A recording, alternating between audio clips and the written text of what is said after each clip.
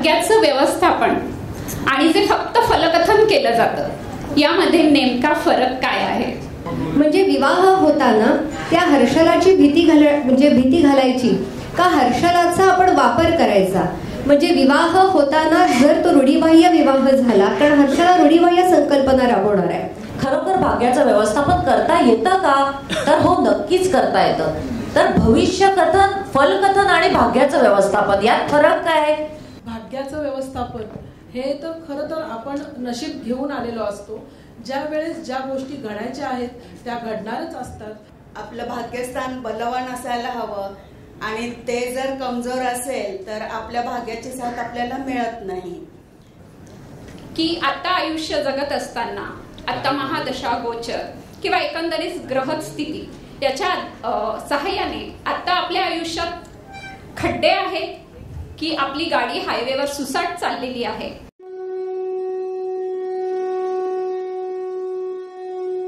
नमस्कार.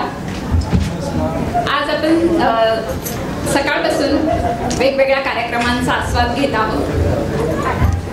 Actually silver jubilee event हे आपलं एक सेलिब्रेशन होतं आणि सकाळपासून आपण ते सेलिब्रेट करत आहोत. पण सेलिब्रेशन करत असताना सुद्धा जाता जाता आपण काहीतरी घेऊन जायचं आहे. आपल्यापैकी बरेच जण इथे ज्योतिष अभ्यासक आहेत. यापैकी काही जण पारंपरिक पद्धतीने मार्गदर्शन करत असतील, काही कृष्णमूर्ती अभ्यासक असतील, काही अंकशास्त्र पद्धतीने मार्गदर्शन करत असतील, तर काही कृष्णमूर्ती पद्धतीने मार्गदर्शन करत असतील. कोणत्याही पद्धतीने आपण मार्गदर्शन करत असलो तरी सुद्धा आपल्याकडे येणाऱ्या जातकांचे प्रश्न मात्र समान असतात. जसं आता सरांनी एक उदाहरण दिलं 5-8चं, तर पारंपरिक मध्ये अभ्यास करणाऱ्याकडे पण 5-8चा प्रश्न येऊ शकतो, कृष्णमूर्ती पद्धतीमध्ये पण 5-8चा प्रश्न येऊ शकतो आणि अंकशास्त्राद्वारे सुद्धा आपण 5-8चं उत्तर देऊ शकतो. आजच्या आपल्या चर्चासत्राचा विषय आहे how to develop your destiny.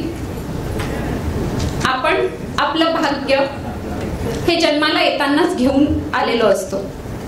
सकाळी आपल्या उद्घाटक ओमप्रकाश कुलकर्णी सर यांनी सुद्धा सांगितलं की भाग्य बदलता येत नाही, पण ज्योतिषशास्त्राच्या माध्यमातून आपल्या कर्मांच्या सहाय्याने आपण ते समृद्ध नक्कीच करू शकतो. आणि हे आपलं भाग्य कशा पद्धतीने समृद्ध करायचं, जे आपण घेऊन आलेलो आहोत त्याला अजून चांगल्या पद्धतीने कसं डेव्हलप आपण करू शकतो. की आता आयुष्य जगत असताना आता महादशा गोचर किंवा एकंदरीत ग्रह स्थिती याच्या सहाय्याने आता आपल्या आयुष्यात खड्डे आहेत की आपली गाडी हायवेवर सुसाट चाललेली आहे, हे आपल्याला एक तज्ञ ज्योतिष मार्गदर्शक निश्चितपणे सांगू शकतो. तर आता आपण सुरुवात करूया आपल्या चर्चासत्राला. सर्वात पहिला प्रश्न मी आरती मॅडम यांना विचारते की भाग्याचं व्यवस्थापन आणि जे फक्त फलकथन केलं जातं यामध्ये नेमका फरक काय आहे? निश्चितच फरक आहे. कारण फलकथन म्हणतो म्हणजे आपण काय की कुंडलीमध्ये जे दिसतंय ते आपण बोलतो. म्हणजे जर उदाहरणच द्यायचं असेल की सप्तम स्थानामध्ये समजा हर्षले राहू आहे, तर त्याचं निश्चित फलित आपल्याला माहिती की सप्तमात हर्षले म्हणजे वैवाहिक जीवनामध्ये काहीतरी गडबड होणार आहे, मतभेद आहेत, भांडण आहेत, राहू आहे तोही परिणाम करणारे, नेपच्यून परिणाम करणारे. हे झालं त्या भावाचं म्हणजे निश्चित फलकथन. बरोबर. पण त्याचं नियोजन कसं करायचं हा मात्र हा महत्वाचा भाग आहे. म्हणजे आपल्याकडे पहिल्यांदा प्रत्येक भावाची कारकत्व, ग्रहाची कारकत्व आपल्याला माहिती आहे आणि मग हा जो हर्षल आहे आपल्याला दिसतोय तर त्याचा वापर कसा करणार. म्हणजे विवाह होताना त्या हर्षलाची भीती घालायची का हर्षलाचा आपण वापर करायचा. म्हणजे विवाह होताना जर तो रूढीबाह्य विवाह झाला, कारण हर्षला रूढीबाह्य संकल्पना राबवणार आहे, मग रूढीबाह्य विवाह झाला, राहू आहे, आंतरजातीय विवाह झाला किंवा वैवाहिक जीवनामध्ये काही विजोडत्व आहे, हे समोरच्या आपण जातकाला जर आपण आधी त्याला सांगितलं की जर त्याचे चुकीचे आपल्याला परिणाम नको असतील तर आपण त्याचा वापर करू शकतो. म्हणजे त्याचं नियोजन करणं हे शास्त्राच्या माध्यमातून निश्चित आपल्याला करता येतं.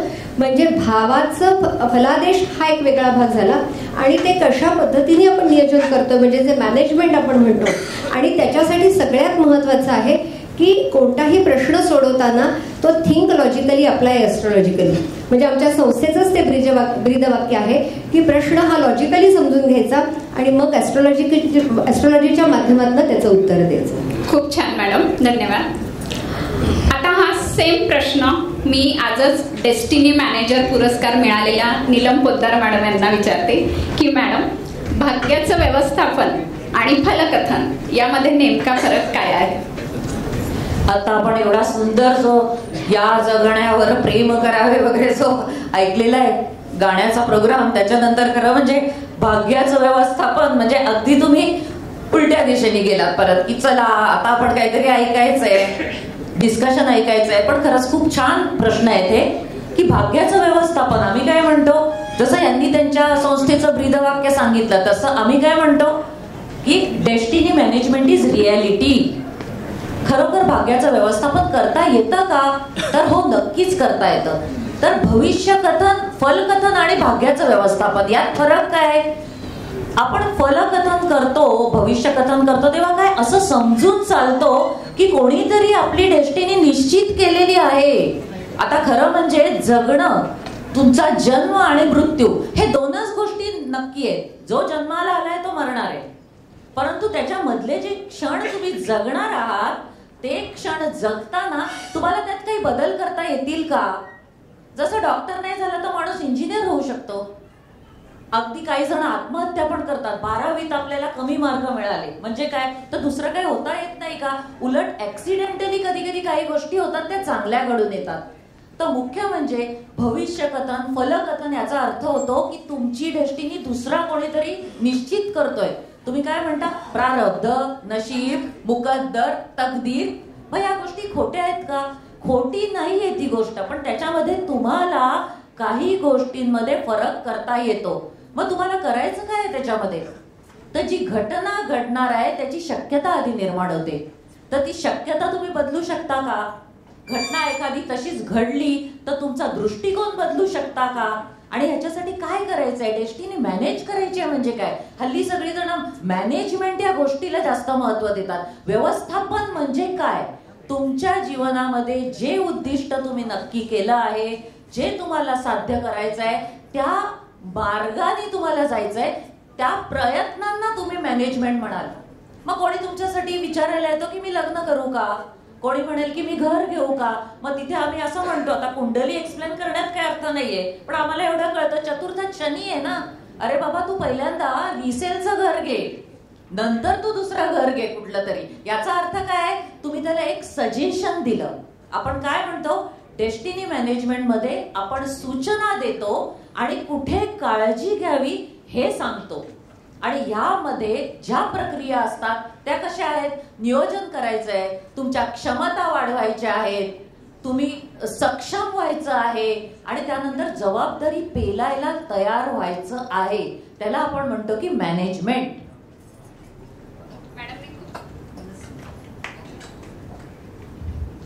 मॅडमने डेस्टिनी मॅनेजमेंटचा खूप सुंदर अर्थ आपल्याला इथे सांगितलेला आहे. फलज्योतिष अभ्यास मंडळ आणि अभिजित प्रतिष्ठान यांचे भाग्याचे व्यवस्थापन यावरचे विचार आपण ऐकले.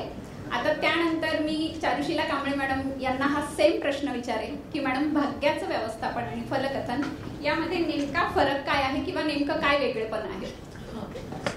खूप छान प्रश्न. भाग्याचं व्यवस्थापन हे तर खरं तर आपण नशीब घेऊन आलेलो असतो. ज्या वेळेस ज्या गोष्टी घडायच्या आहेत त्या घडणारच असतात. आपल्या ज्योतिषांना फक्त पत्रिका पाहून आपल्याला समजतं तिथे कुठल्या स्थानात कोणते ग्रह आहेत. आता मी जास्तीत जास्त प्रमाणात अंकशास्त्राचा अभ्यास करते, त्याचबरोबर मी मोबाईल न्यूमरॉलॉजीचाही अभ्यास करते. आणि त्या दृष्टिकोनातून जर का ह्याचं उत्तर द्यायचं असेल तर मात्र आपल्याला खरंच भाग्याचं व्यवस्थापन खूप चांगल्या पद्धतीनं करता येतं. आणि मोबाईल न्यूमरॉलॉजीच्या माध्यमातून जर विचार केला तर हे शास्त्र म्हणजे एक रेमेडी आहे. उदाहरणार्थ, तुमच्या सप्तम स्थानामध्ये तिथे नेपच्यून हर्षल सारखे ग्रह आहे. द्वितीय स्थानामध्ये मंगळासारखा ग्रह आहे, तर ही व्यक्ती लग्नानंतर कशी बोलेल, तर अर्थातच तिचा स्वभाव फटकळ असणार आहे.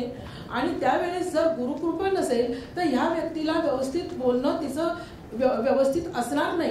घरातल्या व्यक्तींबरोबर, कुटुंबातील व्यक्तींबरोबर ही व्यक्ती काहीतरी तिथं वाद होणार आहेत, हे आपल्याला दिसतं. अशा वेळेस मोबाईल नंबरमध्ये सुद्धा हा विषय बऱ्याच लोकांना नवीन आहे.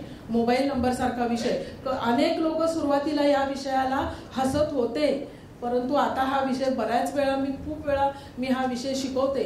मी तेवढ्याच कॉन्फिडन्सली सांगते आणि तुम्ही तेवढ्या विश्वासानं ऐका की उदाहरणार्थ जर असं काही होणार असेल, कुटुंबात वादविवाद होणार असतील, तर या व्यक्तीच्या मोबाईल नंबरमध्ये 94 किंवा 49 सारखे अंक त्या व्यक्तीच्या मोबाईल नंबरमध्ये असतात.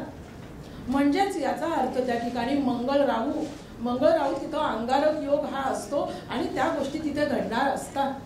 आणि जेव्हा डेस्टिनी मॅनेजमेंटचा विषय तिथं येतो, ती व्यक्ती जेव्हा आपल्याकडे येते तिथं विचारायला की कसं काय आम्ही हे काय केलं पाहिजे, आमच्या घरात आमच्या दोघांमध्ये सतत वाद होतात आणि अशा वेळेस फक्त जीवनामध्ये बदल करायचा असेल तर मात्र त्या ठिकाणी गुरुकृपेचे जर का अंक त्यांच्या मोबाईल नंबरमध्ये दिले तर मात्र गुरु महाराज काय शिकवतात की ज्ञान, व्यवहार ज्ञान आणि यश, शिक्षण यासारख्या गोष्टी शिकवतात की डोकं शांत कसं ठेवायचं, कसाही प्रसंग आला तरी व्यवहाराने उत्तर कसं द्यायचं, हे जर का गुरु महाराज शिकवत असतील तर 3 सारखे अंक तिथं असायला पाहिजे मोबाईल नंबरमध्ये.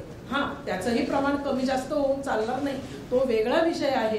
परंतु एकूणच तुमच्या पत्रिकेमध्ये गुरुबळ आहे की नाही हा विषय वेगळा आहे. परंतु ज्याप्रमाणे आपण आपल्या शरीरामध्ये व्हिटॅमिन्स कमी असले तर आपण बाहेरून औषधं घेतो, त्या पद्धतीनं आपण बाहेरून घ्यायच्या उपाययोजनांमध्ये चांगला मोबाईल नंबर, भाग्यकारक मोबाईल नंबर आणि त्यामध्ये गुरुकृपा आणि शुभग्रहांचे अंक एवढं जर तुम्ही घेतलं तर तुम्हाला नक्की चांगले रिझल्ट मिळतात.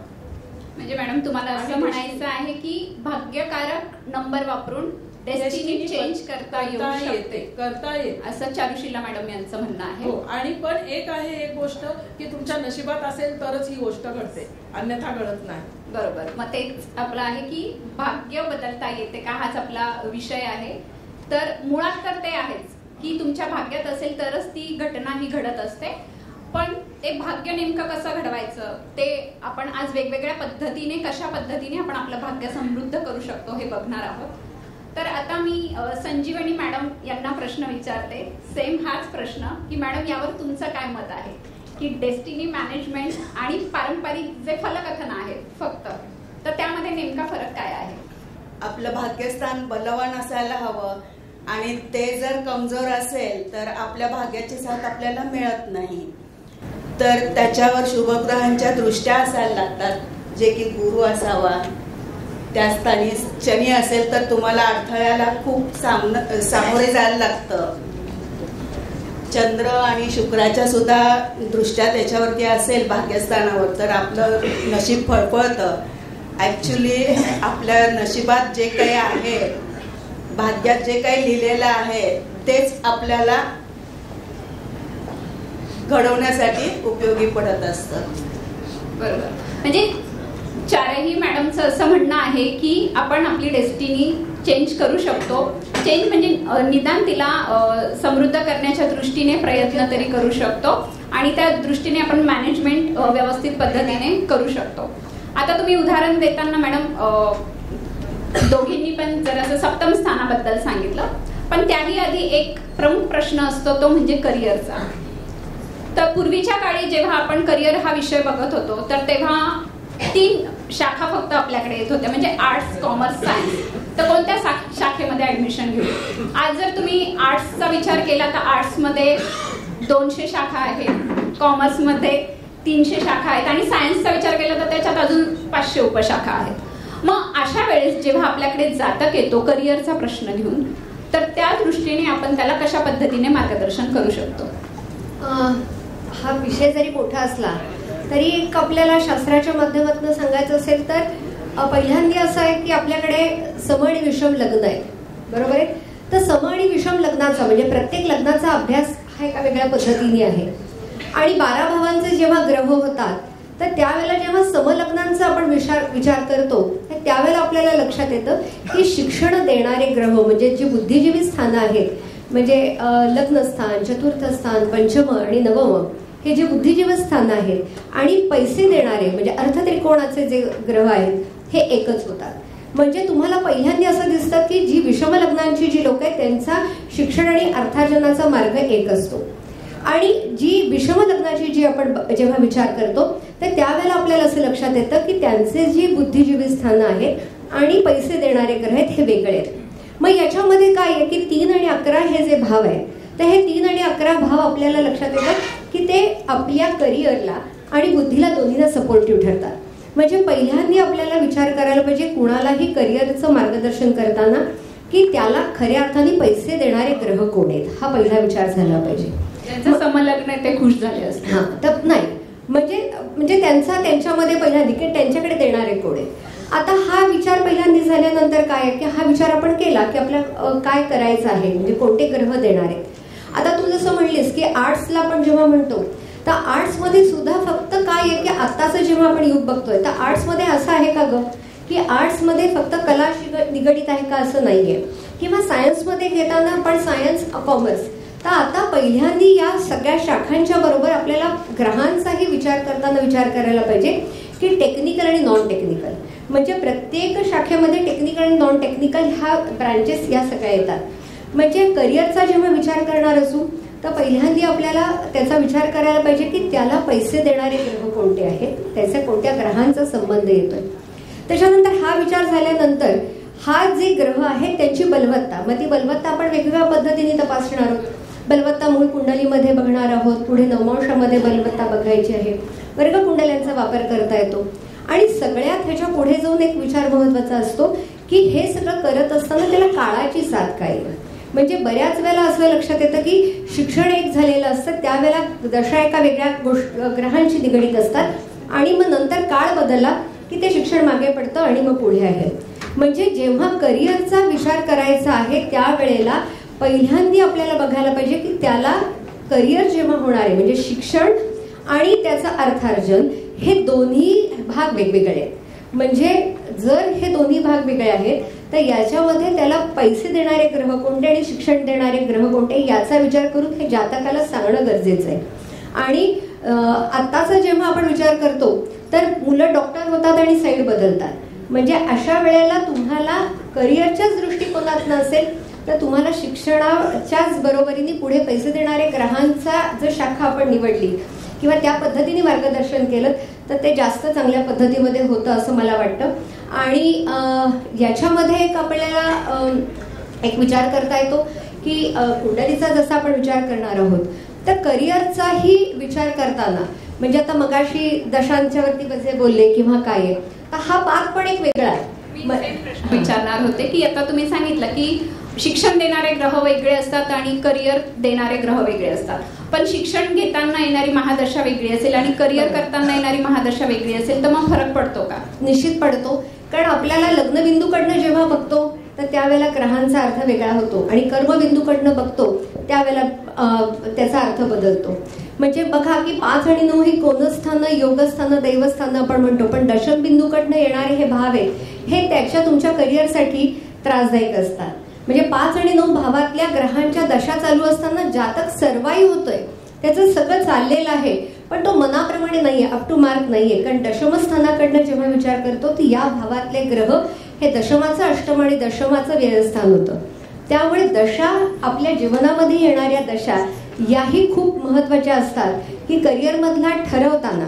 मग आता काय आहे की हा जो सगळ्याचा मध्य किंवा आपल्याला जर काढायचं असेल तर जसं हे शास्त्र मुळातच बर्थ एक GPS, म्हणजे काय की त्याच्या करिअरच्या किंवा शिक्षणामधले आपल्याला झोन ठरवता येतात, त्याला योग्य पद्धतीने सांगता येतं की अरे हा तुझा आता करिअर करतोयस पण करिअर मधला कुठला काळ तुझ्या स्ट्रगलचा आहे किंवा कुठल्या काळामध्ये तुला पुढे जायचंय. कारण सर आमचे नेहमी असं म्हणतात की आपण पुण्यावरनं मुंबईला येताना घाट लागतो, मग तो एक्सप्रेस हायवेवरती आहे तो घाट चढतोय का तो घाट उतरतोय, या दोन्ही गोष्टी महत्वाच्या असतात.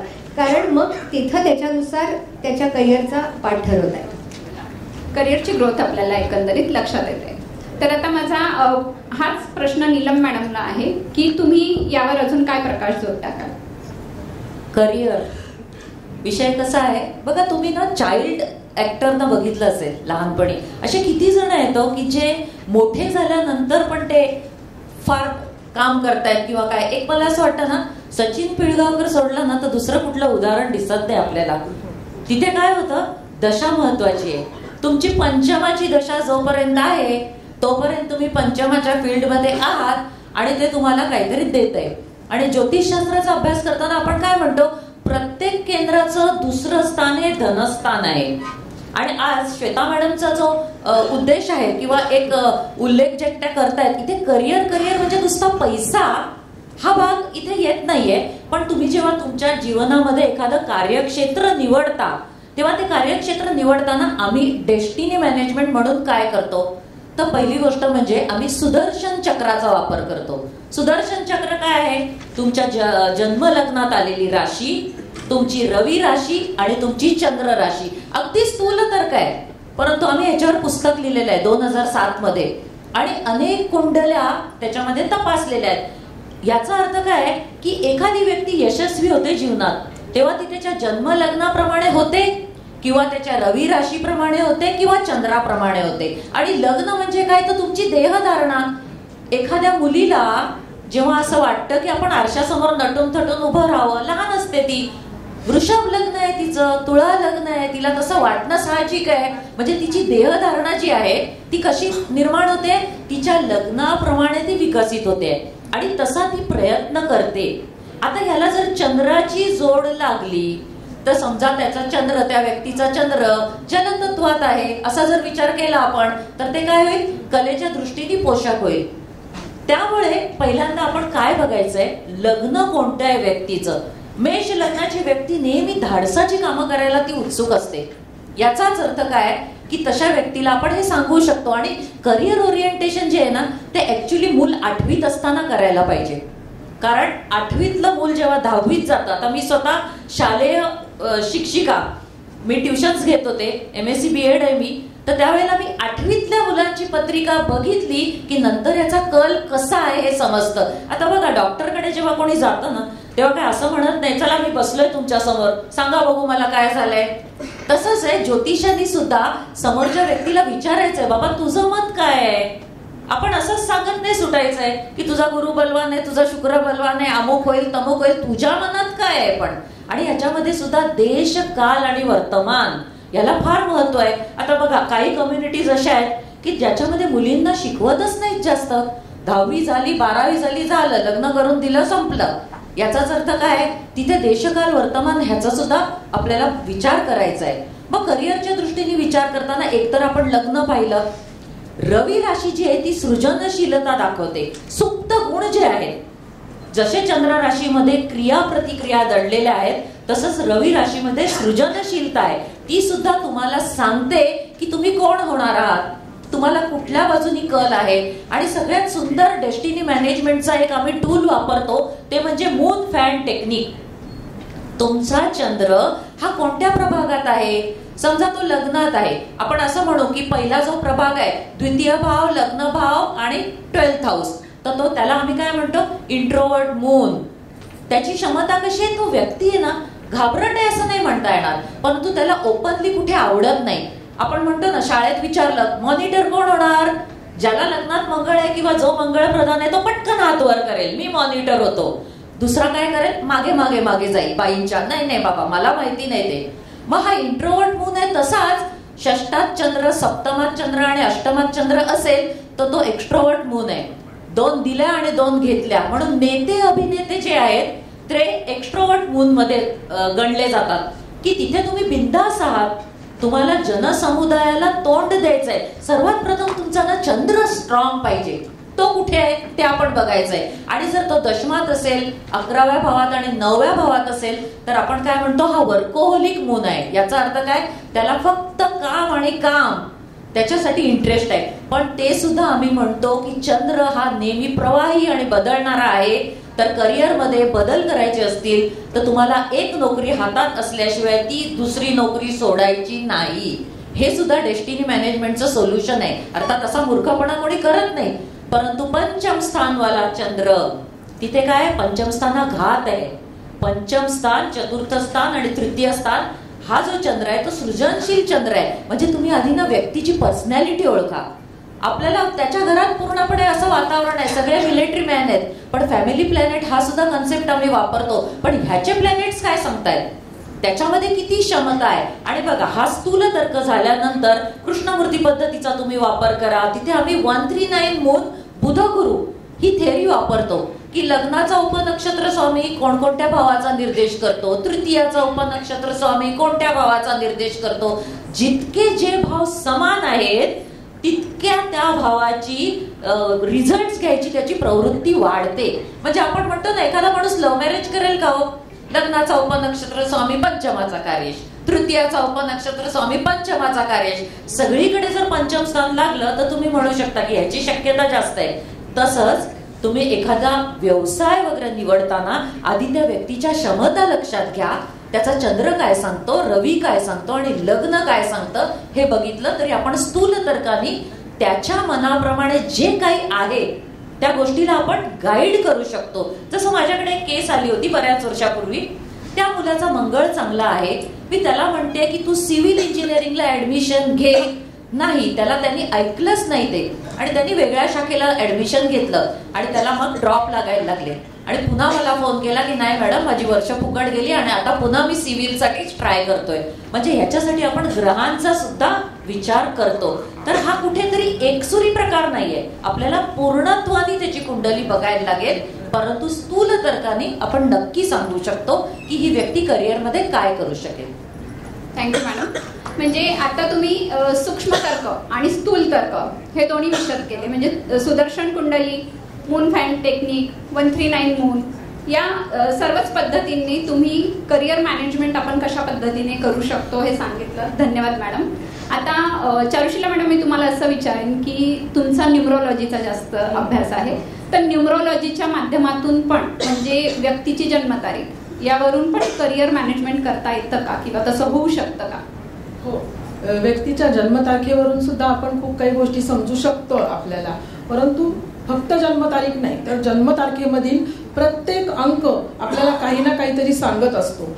ही गोष्ट आपण ज्योतिषशास्त्रीय दृष्टिकोनातून सुद्धा आपण पाहू शकतो, अंकशास्त्रीय दृष्टिकोनातून सुद्धा पाहू शकतो. परंतु त्या अगोदर मला असं म्हणायचंय की ज्या व्यक्तीला करिअर करायचं आहे त्या व्यक्तीला त्या व्यक्तीकडे कोणकोणते गुणधर्म असणं जनरली आवश्यक आहे. ज्योतिष विषय सोडून दिला तरी सुद्धा की ही व्यक्ती चिकाटीनं अभ्यास करत असते का, बरं ह्या व्यक्तीचे समाजामध्ये किंवा महत्वाच्या ठिकाणी काही कॉन्टॅक्ट आहेत का, ही व्यक्ती अभ्यास जास्त वेळ करते का, ही व्यक्ती हुशार आहे का, ही व्यक्ती उत्तर लिहित असताना बरोबर उत्तर लिहिते का चुकीचं उत्तर लिहिते.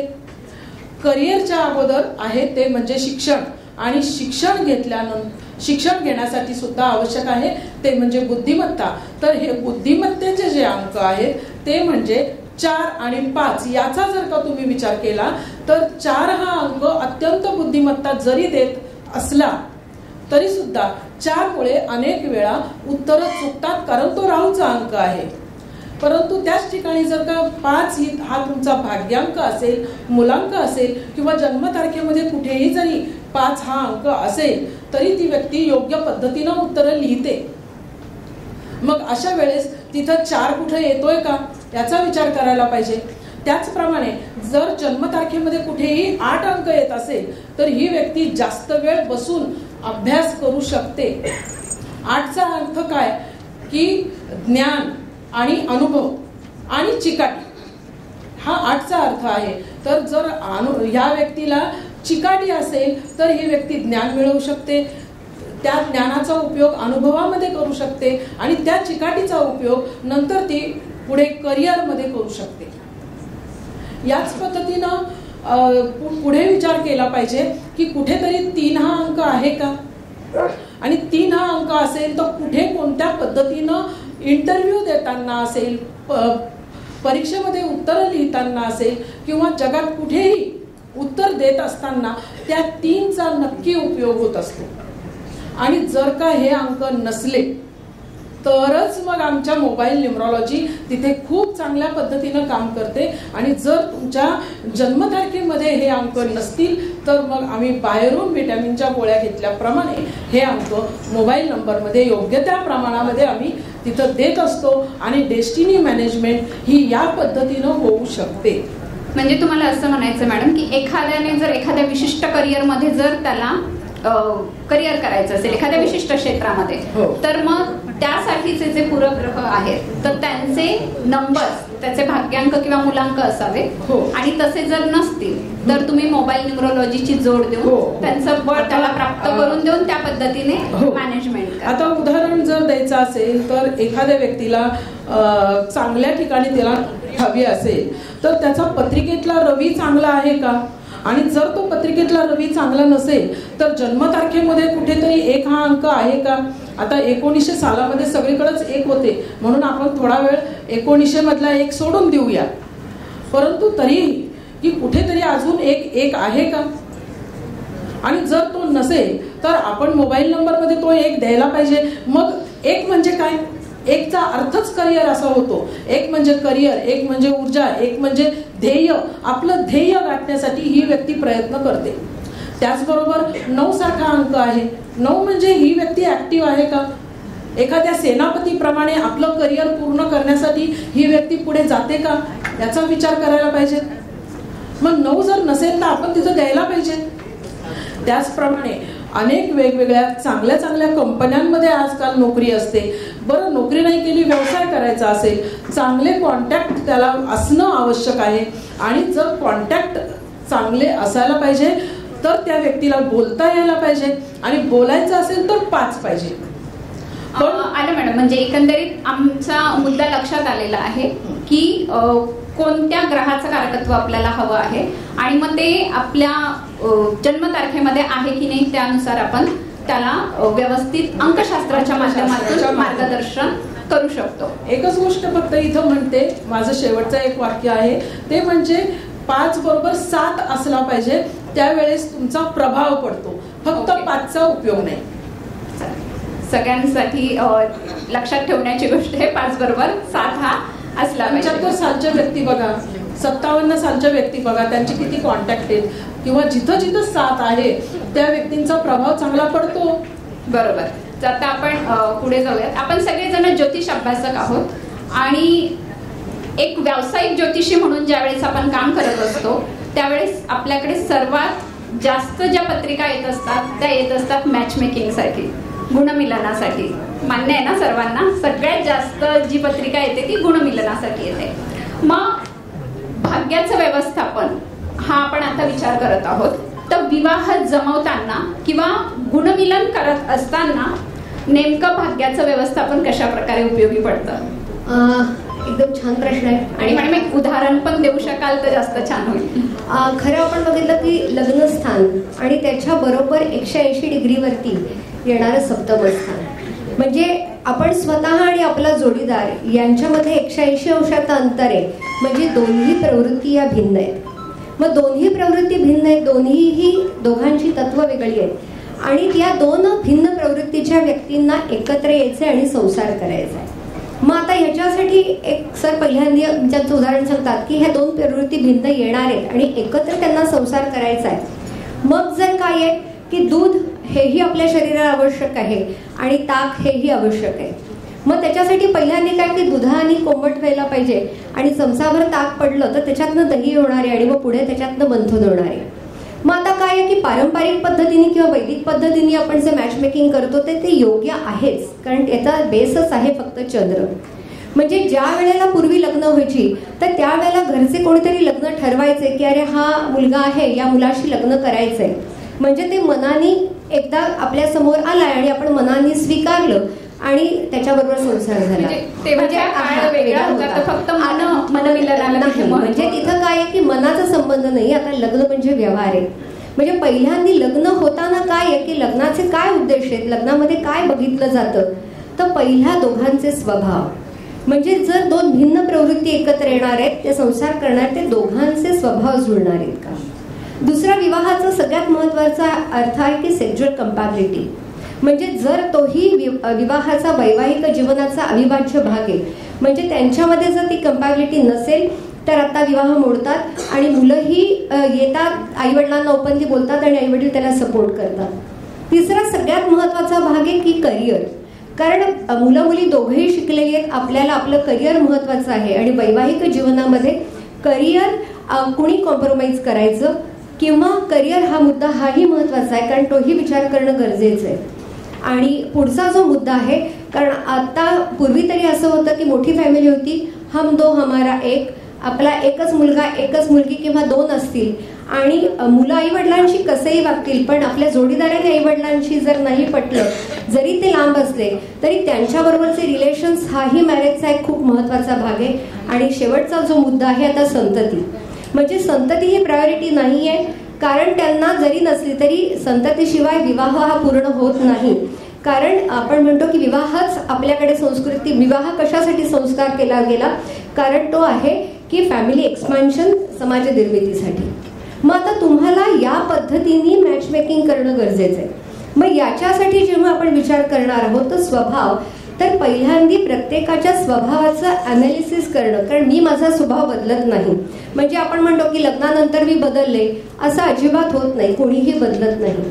म्हणजे काय, कोणी कुणासाठी बदलत नाही, म्हणजे आई मुलासाठी बदलत नाही, मुलगा आईसाठी बदलत नाही, तर नवऱ्यासाठी आपण काय बदलणार आहोत. मग तिथं काय आहे की आपल्याला आत्ताच्या आधीची जी पिढी होती की त्यांच्याकडे असं होतं की पेशन्स भरपूर होते, नाही पेशन्स भरपूर होते, आणि आत्ताच्या पिढीकडे काय आहे की पेशन्स कमी आहेत पण ऍक्सेप्टन्स आहे.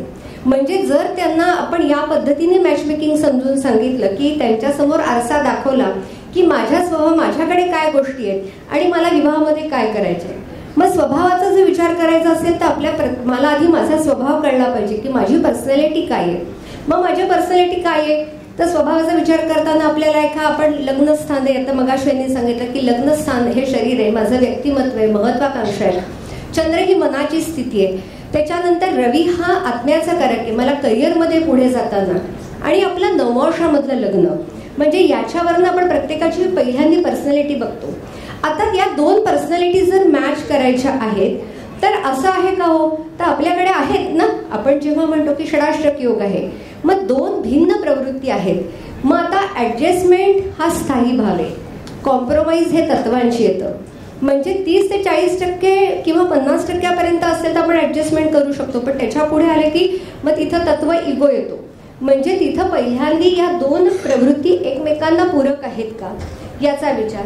सेक्शुअल कंपॅबिलिटीचा विचार करताना आपल्या कुंडलीमध्ये भावही सांगितलेले आहेत की त्याच्याशी विचार करतो. पंचमस्थान प्रेम, प्रणय, प्रणयातिक भावना, पहिल्यांदी एकमेकांचं वाटणारं आकर्षण. सप्तमस्थान ऍक्च्युली वैवाहिक सुख आहे, आणि 8 आणि 12 ही आपली बेडरूम रिलेशनची स्थान आहेत. म्हणजे याच्यावरनं आपण ते रिलेशन्स दोघांचे त्यांनी कंपॅरिझन बघू शकतो. त्याच्यानंतर करिअरचा विचार करताना करिअरचे भाव आपल्याला माहिती आहेत की त्याच्यावरनं, कारण आता काय आहे की मुली सुद्धा ही जर मुलगी करिअर ओरिएंटेड असेल तर तिला तिची प्रायोरिटी काय आहे, म्हणजे तिला पहिलं करिअर करायचं आणि मग घर सांभाळायचंय का. कारण आम्हाला मुलगी नोकरीवाली हवी आहे, करिअरवाली हवी आहे, आणि जर तिचा मंगळ असेल तिचे, कारण निश्चितचपणे तिचे स्ट्रॉंग असणार आहे. मी मंगळ हा विषय तर हा सोडूनच द्या, पण ज्या मुलींच्या कुंडलीमध्ये उपचय स्थान बलवान आहे 3, 6, 10, 11 त्या निश्चित करिअर ओरिएंटेड आहेत. लग्नस्थानाची बलवत्ता आहे, म्हणजे तिला तिचं स्वतःचं अस्तित्व दाखवायचंच आहे. मग अशा वेळेला त्या कल्पना देणं आणि मग घरच्यांची रिलेशन्स ह्याच्यावरती आपण बघताना आपण लग्नेशाचा चतुर्थेशाबरोबर, पण चतुर्थावरनं आपण आईचा विचार करतो. तसंच तुमचा जोडीदाराची आई म्हणजे लग्नेश आणि दशमेशाचा संबंध बघा, लग्नेशाचा आणि तृतीयेशाचा म्हणजे सप्तमाचं नवमस्थान हे संबंध बघता येतात. आता इथपर्यंत करून नाही चालत, त्याच्या पुढे जाऊन आपल्याला बघावं लागतं की हा विवाह टिकणार आहे का. मग हा टिकणार आहे का हे बघताना आपल्याकडे शास्त्रामध्ये गोष्टी सांगितल्या की गुरुसारखा ग्रह. मग अशा वेळेला दोघांचेही गुरु एकमेकांच्या कुंडलीत ओव्हरलॅप करा. म्हणजे का, कारण गुरुची जेव्हा तुम्ही कारकत्व बघता, 12 भावांचं कारकत्व विचार करताना द्वितीयाचा, पंचमाचा, नवमाचा, दशमाचा, एकादश स्थानाचा स्वामी आहे, दोघांचे गुरु एकमेकांच्या कुंडलीत ओव्हरलॅप करा, त्यांचा काय संबंध येतो ते बघा. त्याच्यानंतर मुलीचे चंद्र शुक्र मुलाच्या कुंडलीत ओव्हरलॅप करा. कारण एखाद्या पुरुषाच्या जीवनामध्ये जेव्हा एखादी स्त्री पत्नी म्हणून येते, पुरुष तत्व कितीही कणखर प्रॅक्टिकल अप्रोच असणार असलं तरी त्याला पत्नी ही प्रेम करणारीच लागते. चंद्र हा नातेसंबंध जोडणार आहे, प्रेम करणार आहे. शुक्र हा प्रेम देणार आहे, म्हणजे आपण तो प्रणयाचा कारक आहे, वैवाहिक सुखाचा कारक आहे. आणि स्त्री तत्व कितीही सोडली हळवं असं आपण म्हटलं तरी कुठल्याही स्त्रीला पुरुष हा कणखरच लागतो, पुरुषार्थाने तो स्ट्रॉंग लागतो. म्हणून मुलांचे रविमंगळ मुलींच्या कुंडलीत ओव्हरलॅप करा. आणि अजूनही आता एवढं करूनही चालत नाही, कारण या तुम्हाला पुढे जाताना हे खरंच एकमेकांसाठी पूरक आहेत का बघताना दोघांचे लग्नेश परस्परांच्या कुंडलीमध्ये ओव्हरलॅप करा. म्हणजे लग्नेश, पंचमेश आणि सप्तमेश, कारण लग्नेशावरनं महत्वाकांक्षा आहेत, पंचम स्थानावरनं इच्छा आहेत आणि सप्तमावरनं वेळेचं सुद्धा बंधन आहे. पण मॅडमने आपल्याला गुणमिलन करताना आपण बऱ्याचदा फक्त जे गुण जुळलेले आहेत त्यांचाच विचार करत असतो, पण जे गुण जुळले नाहीत त्यांचा विचार करणं देखील तेवढंच महत्वाचं असतं. तुम्ही आता आपल्याला खूप छान पद्धतीने सांगितलं की स्वभाव, कुटुंब, संतती आणि करिअर या सर्वांचाच समन्वयाने विचार करून आपण त्यांना मॅचमेकिंग मध्ये कशा पद्धतीने मार्गदर्शन करू शकतो हे छान सांगितलं. नीलम पोद्दार मॅडमना मी विचारेन की त्यांचं तर एक स्पेशालिटी आहे आर्ट ऑफ मॅच मेकिंग. तर मॅडम तुम्ही आर्ट ऑफ मॅच मेकिंगच्या सहाय्याने यावर थोडक्यात आम्हाला मार्गदर्शन करावं. आता आरती मॅडमनी खूप सुंदर सगळं एक्सप्लेन केलेलं आहे की ज्योतिष काय आहे. आता आपण पुढची पायरी घेऊया की भाग्याच्या व्यवस्थापनात आपण काय करतो. बरेचदा ना मॅच मेकिंग खूप छान झालेलं असतं तरी सुद्धा लग्न मोडतात. एकाच मुहूर्तावर जर लग्न केली असतील तरी एखाद्याचं कंटिन्यू होतं आणि दुसऱ्या कोणाचा तरी घटस्फोट होतं की नाही असं. याचा अर्थ तिथे कुठेतरी काहीतरी वेगळं आहे. आता आपण काय बोलतोय की अष्टकूट सारणीमध्ये हे सगळे गुण जमलेले आहेत. 36 पैकी अमुक गुण जमले, 18 गुण जमले, तारा, वैश्य, वश्य, वर्ण वगैरे जे तुम्ही बघता. तर त्याच्यामध्ये डेस्टिनी मॅनेजमेंट मध्ये आपण तारा या गोष्टीला काय एक त्याला लॉजिक काय लावलंय की तुम्ही जे चंद्राचं नक्षत्र बघता, नुसती तुम्ही ती चंद्राची नक्षत्र म्हणजे त्याचे गुण नका बघू की हे राहू आणि हा अंका नक्षत्र. तर ते तिथे टाइम पॅरामीटर आम्ही घेतलेलं आहे. ज्या वेळेला तुम्ही लग्न एखाद्याची मॅच मेकिंग करता त्यावेळेला तुम्ही काय बघितलं पाहिजे की येणाऱ्या दशा. डेस्टिनी मॅनेजमेंट मध्ये तुम्ही दशा या गोष्टीला जास्त महत्व द्या, कारण कुंडल्या कधी कधी अगदी खूप छान जमतात पण 2 पैकी कुठल्या तरी एका व्यक्तीची दशा जी असते ती विवाहाविरोधात जाते. परस्परांना ते पूरक आहेत एकमेकांना, पण त्यांच्यामध्ये आयुष्यात अशा काही घटना घडतात की त्याच्यामुळे त्यांना वेगळं व्हावं लागतं. समजा एखाद्या व्यक्तीची 5-8 दशा आहे. आता सरांनी पण खूप सुंदर घेतलं होतं 5-8. तर मग ही व्यक्ती काय करेल, तिला आर्थिक चॅलेंजेस असू शकतील, पैशाचा प्रश्न असू शकेल किंवा तो वारंवार प्रेमात पडणे. आम्ही म्हणतो ना द्विस्वभावत्व, त्या द्विस्वभावत्वाला पण खूप जास्त महत्व द्यायचंय. जिथे जिथे बुध ऍक्टिव्ह होतोय तिथे तिथे तुम्हाला लक्षात येतं की इथे द्विस्वभावत्व आहे. मग अशा वेळेला तुम्ही काय करू शकता, एक तर सूचना देणं हे महत्वाचं आहे. आणि मॅच मेकिंग मध्ये जे वर्ण, वश्य, तारा, त्यापैकी तारा म्हणजे तुमचा टाइम पॅरामीटर, त्यात तुम्ही येणाऱ्या दशा बघा. आणि जर 2 पैकी एखाद्या व्यक्तीची दशा बरोबर नसेल तर ती तुम्हाला त्रासदायक असू शकते. जसं की 1-6 आपण म्हणतो, हायली कॉम्पिटिटिव्ह स्पिरिट आहे 6 मध्ये. आणि 1-6 हे जे कॉम्बिनेशन आहे ते द्वितीयाचं व्यवस्थान लग्न स्थान, मी माझा, कुटुंबाचा नाही, मी माझा. आणि 6ष्ठ स्थान हे काय, सप्तमाचं व्यवस्थान. त्यांच्यामध्ये जर लग्न जरी झालं तरी काही ना काही कारणामुळे त्यांचे घटस्फोट होतात. त्यामुळे मी डेस्टिनी मॅनेजमेंट पॅरामीटर मध्ये असं म्हणेन की येणाऱ्या दशा आधी तुम्ही बघा आणि त्या दशा जर सपोर्ट करत नसतील तर तुम्ही पुढे जाऊ नका. जसं यांनी सांगितलं की आर्ट ऑफ मॅच मेकिंग, मला बरेच जण मॅच मेकिंग साठी पत्रिका विचारतात, त्यावेळेला बिचारे थकतात. मग अरे या मॅडमकडे तर आपण पत्रिका देतोय तर ह्या कुठल्याच गोष्टीत हो सांगत नाहीयेत. आता हो सांगायचं कसं, आयुष्यामध्ये त्यांना पुढे जायचंय. आपण ज्या गोष्टींच्या सूचना करतो. आणखीन एक गोष्ट काय आहे की डेस्टिनी मॅनेजमेंट मध्ये ना आम्ही आणखीन एका कुठल्या तरी वेगळ्या पण शाखेचा विचार करतो की जसं मॅडम सांगतायत न्यूमरोलॉजी बघा, तसं पामेस्ट्री हे जे आहे ना एक अगदी कन्फर्मेशन टूल आहे. सगळ्यात महत्वाचं म्हणजे मुलगा तुमचा आहे की मुलगी तुमची आहे. आणि गमत म्हणजे जो क्लायंट आपला असतो ना त्याच्यासाठी आपण जास्त बघत असतो. अच्छा तुमची मुलगी आहे का, आणि समोरचा मुलगा आहे, मग बघूया मुलाची पत्रिका काय आहे. हा लग्नात मंगळ आहे मुलाच्या, मग आता तो किती अग्रेसिव्ह असेल. नुसतं लग्नात मंगळ आहे म्हणून आपण मोडून टाकायचं का, असं होणार नाहीये. मग तिथे पामेस्ट्री हे टूल खूप उपयोगी पडेल. चला त्याच्या हाताचे ठसे बघू, हात बघूया आपण त्याचा.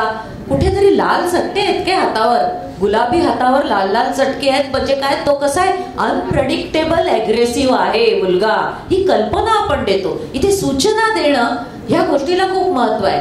आणि शेवटी जसं गद्धे 25 सांगितलं तसं जर एखाद्याला प्रेमच करून जर 5-8च्या खड्ड्यात पडायचं असेल तर आपण काहीही करू शकत नाही. खूप छान मॅडम. म्हणजे फक्त तारा ह्या एकाच विषयावर आपण एवढ्या पद्धतीने विचार करू शकतो. तर आपलं अष्टकुटात्मक गुणमिलनचे जे 8 गुण आपण बघतो आर्ट ऑफ मॅच मेकिंग मध्ये, त्या प्रत्येक गुणावर एक खूप सुंदर विचार मांडलेला आहे. आपण त्यातला फक्त तारा हा एकच विषय बघितलेला आहे. तर आता मी चारुशीला कांबळे मॅडम यांना विचारते की मॅडम तुमचा वास्तुशास्त्राचा सुद्धा अभ्यास आहे, तर वास्तुशास्त्रानुसार तुम्ही आम्हाला सांगायचे की वास्तुशास्त्रानुसार आपण भाग्याचं व्यवस्थापन करू शकतो का? हो, वास्तुशास्त्रानुसार भाग्याचं व्यवस्थापन करता येतं. अशा वेळेस आपल्या वास्तूमध्ये नेमके कट कुठे आहेत का, किंवा वास्तूचं प्रवेशद्वार कुठे आहे, एवढंच नाही आपली बेडरूम कुठे आहे. अभ्यास करायचा असेल मुलांना तर मुलं कुठे बसून अभ्यास करतात, या गोष्टींचा विचार केला. संपूर्ण वास्तुशास्त्र करणं शक्य होत नाही, परंतु एक साध्या गोष्टी जर केल्या तरी सुद्धा प्रगती होऊ शकते. मुलांना अभ्यासाला बसवायचा असेल त्यावेळेस त्यांना जर दक्षिण भागामध्ये किंवा नैऋत्य भागामध्ये अभ्यासाला बसवलं तर चालेल. आणि नैऋत्य भागातून किंवा पश्चिम दक्षिण भागातून जर मुलं अभ्यास करत असतील, पूर्वेकडे तोंड करून अभ्यास करत असतील तर त्यांना पुढे त्यांचा अभ्यास त्यांच्या लक्षात राहतो. त्याचबरोबर तुम्ही त्राटक सारखी एखादी गोष्ट जर रेमेडी म्हणून तुम्ही तिथं दिली तर त्या मुलांचा अभ्यास लक्षात राहतो. ज्या ठिकाणी त्या मुलांना 75% 70% मार्क पडणार आहेत तेच मार्क नंतर 85% पर्यंत वाढतात. म्हणजेच काय, डेस्टिनी मॅनेजमेंट म्हणजे काय की आहे त्यापेक्षा जास्त मिळवणं. म्हणजेच काय की आपण मनुष्य प्राणी आहोत, प्रत्येक माणसाला काहीतरी अधिक हवंय, जास्त असं हवंय, आणि जर जास्त हवंय तर काहीतरी रेमेडी ही केलीच पाहिजे. तर आता सांगितलं त्याप्रमाणे म्हणजे आपण वेगवेगळ्या फक्त विवाहाच्या दृष्टीनं नाही बोलत. वास्तू म्हटलं की तिथं मुलांचा अभ्यासाचा विचार केला तर त्यांनी पूर्वेकडे तोंड करून दक्षिण भागामध्ये बसून ज्योतित्राटक वगैरे केलं तर त्यांचा अभ्यासामध्ये नक्की सुधारणा होते. मी वास्तूबरोबर रेकी सुद्धा मी शिकवत असते. तुम्ही तुमच्या पुस्तकांना सांगा, दररोज त्यांना सांगा की मला माझा अभ्यास लक्षात राहिलेला आहे. स्वतःला सांगा, स्वतःच्या पाणी जे पितात त्याला सांगा, चांगला फरक पडतो. तुम्ही ज्या प्रकारचा विचार करता त्या प्रकारच्या गोष्टी घडतात. एकूणच हे जे जग आहे, हे ब्रह्मांड आहे, ते तरंग लहरींवर अवलंबून आहे. एकीकडे ज्योतिषशास्त्राचा आपण अभ्यास करतो, एकीकडे वास्तुशास्त्राचा, अंकशास्त्राचा, या सर्व शास्त्रांचा आपण जेव्हा विचार करत असतो त्याच वेळी आणखीन एका शास्त्राचा अभ्यास करणं गरजेचं आहे, आणि ते म्हणजे तरंग लहरींचा, पॉझिटिव्ह विचारांचा, स्वतःच्या मनाचा. आणि चंद्र हा म्हणजे ज्योतिषशास्त्रामध्ये चंद्र उगीच दिलेला नाही. आपलं मन काय म्हणतं, मनामध्ये येणारा विचार काय म्हणतो, आणि मग तुमचं मन कुठल्या पद्धतीनं विचार करतं हे तुमच्या राशीवरून कळतं आणि तुमच्या चंद्रावरून कळतं. आणि म्हणूनच आपले विचार जर आपण तिथं चांगले पॉझिटिव्ह केले तर त्याचा नक्की चांगला रिझल्ट मिळेल, आणि सर्वच ठिकाणी हे सुद्धा शास्त्र उपयुक्त ठरेल. खरं वेळ असेल तर मी बोलेल, नाहीतर नाही, वेळेचं मर्यादा आहे कारण बऱ्याच जणांचे रिझर्वेशन आहेत झाले. बाकी काही चर्चा मी नीलम पोद्दार मॅडमना हाच प्रश्न कंटिन्यू करते की मॅडम वास्तुशास्त्रानुसार नेमकं भाग्याचं व्यवस्थापन कसं करता येतं, थोडक्यात सांगा. हो, थोडक्यातच सांगते. आता भाग्याचं व्यवस्थापन आणि वास्तुशास्त्र, ते वास्तुशास्त्र कोणासाठी आहे ते आधी तुम्ही बघाल. की नव दाम्पत्य आहे की एज ओल्ड आहे की अभ्यास करणारा मूल आहे. जनरल वास्तुशास्त्र म्हणून आहे ना, आपण असं मानत नाही. समजा नॉर्थला टॉयलेट आहे, नॉर्थ खराब आहे, अमुक आहे तमुक आहे, एक म्हातारीच व्यक्ती तिथे एकटी राहणार असेल, ती काय कुठेही आपला जॉब करेल. याचा अर्थ काय, पहिली गोष्ट तर तुम्ही काय बघायचंय, वास्तुशास्त्र कोणासाठी आहे ते आपल्याला बघायला लागेल. जनरल वास्तुशास्त्र तर सगळ्यांना माहिती असतं आणि वास्तुशास्त्राचा जो उपयोग आहे ना तो अतिशय सुंदर प्रकाराने आपण जेव्हा वापरतो तेव्हा संतान प्राप्ती आणि वास्तुशास्त्र या गोष्टीचा सुद्धा आपण उपयोग करू शकतो. कारण ज्या वेळेला दशेमध्ये ना चतुर्थ स्थान आणि पंचम स्थान एकत्र चाललेलं असतं तेव्हा काय नवीन घर घेतोय व्यक्ती. हे माझ्या अनुभवातनं मी सांगते की नवीन घर घेताना जर त्या स्त्रीला कन्सेप्शन होण्याचे ते सुद्धा चान्सेस असतील तर दोघांपैकी काहीतरी एक मॅनेज आधी करा.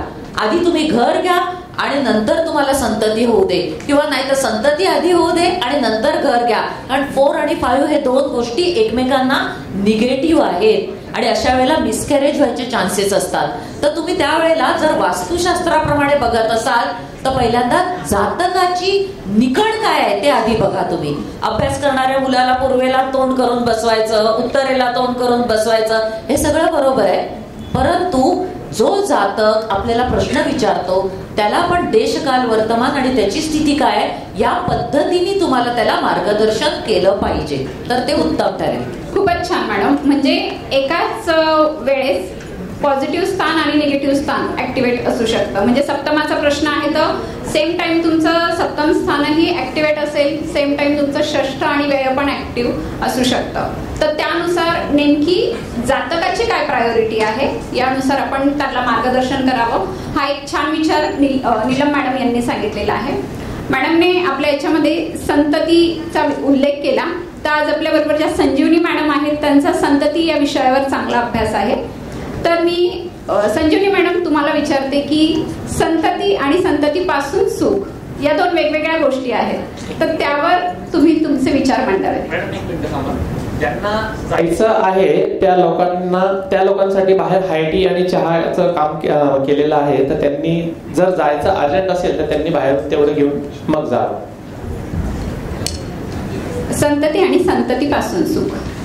तर मी संततीसाठी सांगू शकते की पंचम स्थान हे संततीसाठी खूपच चांगलं असतं आणि त्याच्यावर जर गुरुची दृष्टी, चंद्राची दृष्टी आणि शुक्राची दृष्टी असेल तर संतती सक्सेस होते आणि तसेच त्या संततीपासून सुखही मिळतं. तेच राहू आणि राहूसारखे ग्रह तिथे असतील संतती स्थानामध्ये तर संततीपासून थोडा त्रास होण्याची शक्यता असते. त्यातनं शनीसारख्या किंवा मंगळासारख्या दृष्टी पडल्या तर मिसकॅरेज वगैरे होण्याची शक्यता असते. म्हणून संतती स्थान हे बलवान असणं फार महत्वाचं आहे. त्यातनं नक्षत्र सुद्धा त्याचे गुरुचं नक्षत्र आणि चंद्राचं नक्षत्र शुभ नक्षत्रामध्ये जर तिथे भ्रमण करत असेल ग्रह तर त्यांना नक्कीच संतती सुख आणि संततीपासून मिळणारं सुख हे दोन्ही साध्य होऊ शकतं.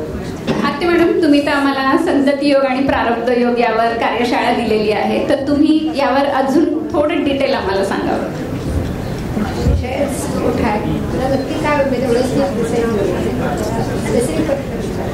मॅडम कसं आहे की जेव्हा एक ज्योतिष व्यावसायिक म्हणून आपण काम करत असतो तर तेव्हा आपल्याकडे 2 प्रकारचे जातक येतात.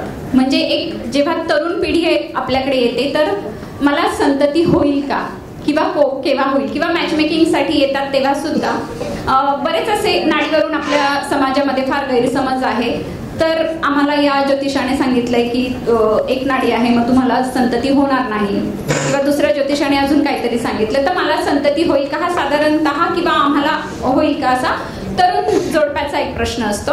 आणि ऍट अ टाइम असे बरेच आपल्याकडे वयोवृद्ध येतात तर त्यांचा एक प्रश्न असा असतो की आमच्या दोघांमध्ये म्हणजे पुरुष जे येतात मला हा खूप अनुभव आहे की माझ्या बऱ्याचशा जातकांचा असा प्रश्न असतो की जर तिच्या आधी मी गेलो तर माझं कोणतं मूल तिला सांभाळेल किंवा माझं मूल तिला सांभाळेल का. तर म्हणून मी असं म्हटलं की संतती आणि संततीपासून सुख. तर यावर आपण कशा पद्धतीने जातकाला मार्गदर्शन करू शकतो. संतती होणं हा एक वेगळा भाग झाला आणि संतती आहे आणि संततीपासून सुख हा वेगळा भाग आहे. म्हणजे सुख दुःख हे खरं सापेक्ष आहे. म्हणजे कशाला सुख म्हणायचं कशाला दुःख. म्हणजे आताच्या जर काळानुसार बघितलं इथं असणाऱ्या बहुतांशी लोकांची 60 ते 70% लोकांची मुलं बाहेर आहेत म्हणजे संतती आहे आणि ती लांब आहे, म्हणजे लांबून त्यांचं सुख बघायचं का? मग आपल्याला कुंडलीमध्ये जेव्हा पंचम स्थानाचा जर कुंडलीमध्ये 6-12शी संबंध आहे तर निश्चितपणे काहीतरी त्या सुखामध्ये आपण म्हणू कमीपणा आहे. म्हणजे आता तुम्ही 12 स्थानाचा उल्लेख केला, पण मग मला भारतात असणारं मूल सांभाळेल का परदेशात असणारं? पण त्याच्यामध्ये एक भाग महत्वाचा आहे की मला हा त्रास जो आहे हा संतती होण्यासाठी त्रास आहे का, म्हणजे ट्रीटमेंटतून संततीचा आहे हे ठरवतात दशा. आणि तेच आहे जर या दशा नंतरच्या काळामध्ये येत असतील तर ती संतती लांब जाणार आहे. म्हणजे काय की संतती होणार पण दशा या आपल्या काळाचे निर्देशक आहेत. आपला प्रवास कोणत्या रस्त्यावरनं चाललेला आहे. म्हणजे पंचमाचा जर व्ययाशी संबंध आहे तर निश्चितपणे संतती होण्याकरता मेडिकल ट्रीटमेंट लागेल किंवा ते संततीचं पंचमाचं अष्टमस्थान म्हणजे लगेच संतती जातेच असं नाहीये. मग तिथं काय आहे की पंचमाचं अष्टमस्थान आहे तो व्यय दूर तरी राहील, परदेशात तरी जाईल किंवा संततीसाठी संततीच्या शिक्षणासाठी खर्च करावा लागेल. बघा जर मुलांना आपण लांब पाठवतो लाखो कोटीत खर्च करायला लागतात. मग हे कोणत्या काळामध्ये होणार तर हे ठरवणार दशा. आणि जर माझं उत्तरायुष्य कसं जायचं असेल तर याच्यासाठी सगळ्यात एक महत्वाचं आहे की 2 मुलं असतील किंवा 1 मुलगा असेल तरी फक्त मुलांवरतीच आपलं काही उत्तरायुष्य अवलंबून नाहीये. आपल्या कुंडलीतलं लाभस्थान, कारण ते पंचमाच्या समोरचं स्थान आहे. दुसरं ते दशमाचं धनस्थान आहे, म्हणजे मी आज जे पेरते ते उगवणार आहे. माझ्या कर्माचं धन आहे, म्हणजे माझ्या पुढच्या आयुष्यासाठी माझ्याजवळ काय पाहिजे तर माझा स्वतःचा पैसा पाहिजे. मी आज जर चांगलं कर्म केलेलं आहे, मी पेरलेलं आहे तर ते मला उद्या पुढे उपयोगी पडणार आहे. माझे मित्रमैत्रिणी आहेत, सहकारी आहेत आणि ते पंचमाच्या समोरचं स्थान आहे. म्हणजे लाभस्थानाची जर कुंडलीमध्ये बलवत्ता असेल, लाभस्थान जर सुस्थितीत असेल तर मग आपलं उत्तरायुष्य निश्चितपणे चांगलं जाऊ शकणार आहे. आणि आता इथं असणाऱ्या सगळ्या, कारण माझ्याच कुंडलीमध्ये माझा पंचमेश व्ययात आहे आता आणि उलट त्याच्यावर शनीची दृष्टी आहे, अशी सगळी स्थिती आहे. हे आधी माहिती होतं. त्यामुळे दोन्ही मुलांना म्हणजे दशा पंचमेश बुध आहे तर ही मुलं दोन्ही लांब जाणार माहिती होतं. म्हणून त्याच दृष्टिकोनातनं प्लॅनिंग केलं. कारण मला जर संततीचा जर दुसऱ्या पद्धतीत त्रास नको असेल तर मला त्याचं नियोजन करायला पाहिजे, यालाच मॅनेजमेंट म्हणतात. तर त्यामुळे त्याच पद्धतीने दोन्ही मुलं, एक मुलगा 12वी नंतर पाठवला आणि एक मुलगा ग्रॅज्युएशन नंतर, आणि हे बुधाच्याच दशेमध्ये. त्यामुळे आपण ते लांब होऊन त्यांचे आनंद सुख बघणं का त्यांचे इथं त्रास करणं हा भाग महत्वाचा आहे. खूप सुंदर, खूपच छान पद्धतीने आपल्याला 4ही मॅडमने मार्गदर्शन केलेलं आहे. खरं तर आपल्याला वेळेचं बंधन आहे त्यामुळे आपण आता ही चर्चा इथेच थांबवत आहोत. आशा आहे की तुम्हाला चांगलं मार्गदर्शन या चर्चासत्रातून मिळालं असेल. धन्यवाद. नमस्कार. शास्त्राचा अभ्यास करण्यासाठी माझी मराठीतून 11, हिंदीतून 2 अशी पुस्तकं प्रकाशित झाली आहे. विशेष बाब म्हणजे मी स्वतः संशोधित केलेली ज्योती जोशी पद्धती अर्थात जे पद्धती या विषयावर स्वतंत्र ग्रंथ उपलब्ध आहे, त्याचा देखील लाभ घ्यावा. यूट्यूबची कार्यप्रणाली ही मुख्यतः लाईक, शेअर आणि सबस्क्राईबवर चालते. Please like, share and subscribe the channel. धन्यवाद. शुभम भवतु. जय ज्योतिष.